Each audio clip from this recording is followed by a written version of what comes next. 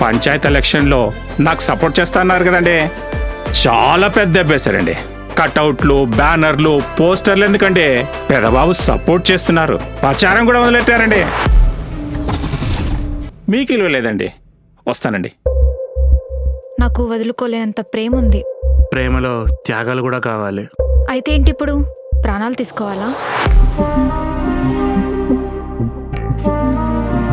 ఆనందాన్ని గెలవాలంటే కోపాన్ని వదిలేయాలి, మనుషులు మనతో ఉండాలంటే పంతాన్ని వదిలేయాలి. మీరు పెద్ద మామయ్య కలవాలని అమ్మే కాదు మామయ్య, ఊరే కోరుకుంటుంది.